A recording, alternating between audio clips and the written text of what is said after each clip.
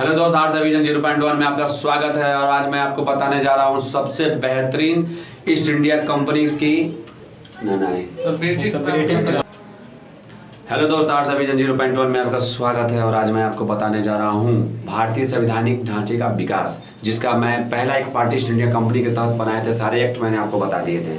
अब जो मैं एक्ट और अधिनियम बताने जा रहा हूँ ब्रिटिश क्राउन के तहत है, जिसका पहला अधिनियम है भारत शासन अधिनियम 1858। कौन सा अधिनियम है? भारत शासन अधिनियम 1858। इसकी भूमिका सन 1858 के पश्चात ब्रिटिश शासन के अंतर्गत भारत में किए गए सुधारों का मुख्य उद्देश्य 1857 के विद्रोह जैसी घटना की पुनरावृत्ति को रोकना और साथ ही एक प्रशासनिक व्यवस्था को स्थापित करके भारत का उपयोग ब्रिटिश औपनिवेशिक हित में करना था। यानी यह एक्ट बहुत पहले, यानी समय से पहले यह एक्ट आ गया, क्योंकि जस्ट इसके पहले जो एक्ट आया था उसके 3-4 साल बाद इस एक्ट को आना पड़ा। इसका कारण यह था कि 1857 का विद्रोह, जिसमें सिपाही विद्रोह के जरिए बहुत सारे नुकसान अंग्रेजों को उठाने पड़े थे, इसलिए उन्होंने तुरंत एक अधिनियम लाया, जो अधिनियम 1858 में आया। इसके जरिए क्या था कि जो घटना 1857 का विद्रोह में हुआ था वह दोबारा न हो सके और एक प्रशासनिक व्यवस्था को सही तरीके से कायम किया जा सके, जिससे ब्रिटिश औपनिवेशिक हित में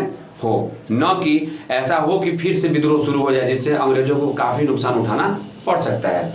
इसका कुछ पॉइंट है। पहला पॉइंट, भारत शासन अधिनियम के कुछ महत्वपूर्ण विशेषता, यानी कोई भी अधिनियम आता है तो उसकी कुछ न कुछ विशेषताएं होती हैं, खासियत होती हैं। पहला पॉइंट, इसके तहत भारत का शासन सीधे महारानी विक्टोरिया के हाथ में चला गया। इससे पहले जितने आपने एक्ट पढ़ा था उसमें क्या था कि कंपनी और वहां के राजा के हाथों में रहता था। लेकिन ये जो अधिनियम जब आया, भारत शासन अधिनियम 1858, तो इसका पहला विशेषता हमने ये देखा कि शासन सीधे महारानी विक्टोरिया के हाथों में चला गया। पॉइंट दूसरा, गवर्नर जनरल का पद नाम, यानी जो गवर्नर पहले पढ़े होंगे तो गवर्नर पढ़े, फिर गवर्नर जनरल आया, अब गवर्नर जनरल का नाम बदलकर भारत का वायसराय कर दिया गया।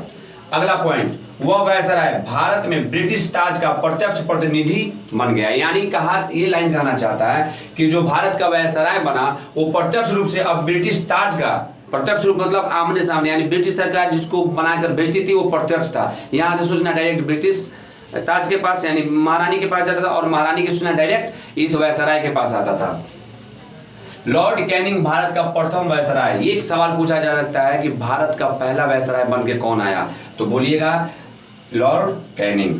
अगला पॉइंट, इस अधिनियम में, माफ कीजिएगा, इस अधिनियम ने नियंत्रण बोर्ड और निदेशक कोर्ट को समाप्त कर भारत में द्वैध शासन प्रणाली का अंत कर दिया। यानी इससे पहले जो एक्ट आपने देखा था, सुना था, पढ़ा था, जो मैंने वीडियो बनाया था, इस सब में आपने ये देखा कि दो प्रकार की शासन प्रणाली चल रही थी, एक ब्रिटिश और एक कंपनी। लेकिन इस अधिनियम के आते ही नियंत्रण बोर्ड और निदेशक कोर्ट दोनों को समाप्त कर, यानी द्वैध शासन प्रणाली का अंत कर दिया गया। यानी एक शासन प्रणाली के तहत भारत में शासन प्रणाली अंग्रेजों ने चलाना शुरू किया। अगला पॉइंट, एक नए पद भारत के राज्य सचिव का सृजन। सृजन मतलब होता है निर्माण करना, यानी एक नए पद भारत के राज्य सचिव का सृजन किया गया, जिसमें भारतीय प्रशासन पर संपूर्ण नियंत्रण की शक्ति निहित थी। यानी जो भारत के राज्य सचिव थे उनमें क्या था कि भारतीय प्रशासन पर संपूर्ण नियंत्रण का शक्ति मौजूद कर दिया गया था। यानी सारे शक्ति किसके हाथ में दे दिया गया था? भारत के राज्य सचिव में दे दिया गया था। अगला पॉइंट, यह सचिव ब्रिटिश कैबिनेट का सदस्य था। जो सचिव बनाया गया था वो कहाँ का किसका सदस्य था?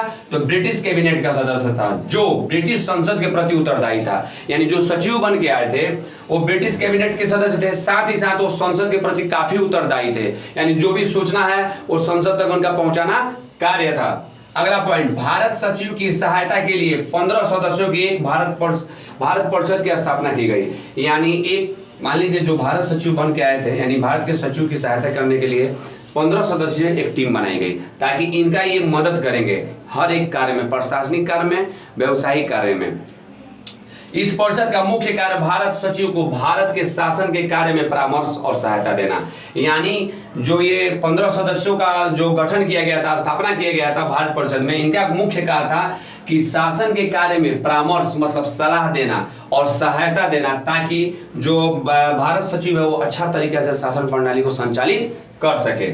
अगला पॉइंट, अर्थव्यवस्था और अखिल भारतीय सेवाओं के विषय में भारत सचिव भारत परिषद की राय को मानने के लिए बाध्य था। यानी कहा जा रहा है कि अर्थव्यवस्था और अखिल भारतीय सेवाओं, ये दोनों सेवाओं के लिए भारत सचिव और भारत परिषद राय को मानने के लिए बाध्य थे। बात एक दूसरे के बात है, यानी ये कुछ बताएंगे इनको तो ये भारत सचिव को मानना है और भारत सचिव की बात को भारत परिषद को मानना है। ये दोनों एक दूसरे के लिए बाध्य थे, लेकिन ये दोनों ब्रिटिश संसद से बाध्य थे। यानी महारानी विक्टोरिया जो भी है, जो उस समय शासन प्रणाली को संभाल रही थी, उनके तहत ये काम कर सकते हैं।